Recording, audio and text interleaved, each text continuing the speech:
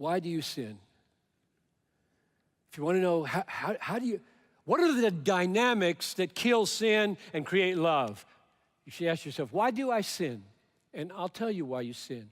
Because sin makes promises to you. And you believe them. Sin promises you, promises your children, promises your clients.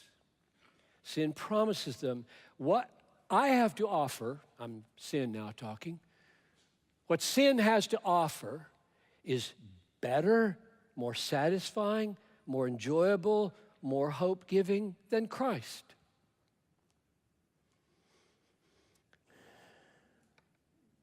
The fleeting pleasures, that's what they're called in Hebrews 11:25. The fleeting pleasures of sin promises to be better, longer, deeper, sweeter, more satisfying.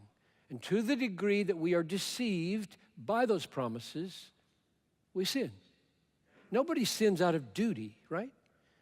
Nobody gets up in the morning and says, got an obligation, I got to sin some today. No, nobody sins out of duty. We sin out of pleasure seeking. And the only reason we opt for a sinful action is because the devil and our own nature has promised us that action will produce pleasure, satisfaction, fame, whatever your idol happens to be, it will succeed. The only way the power of sin can be broken is by the presence and the promise of a superior pleasure. Yes, I know there is a willpower path to holiness. But to the degree that it succeeds, it fails. Because with every sin that you conquer by willpower, 7 devils of self-righteousness come in and take its place. Willpower conquering of sin is not a conquering of sin.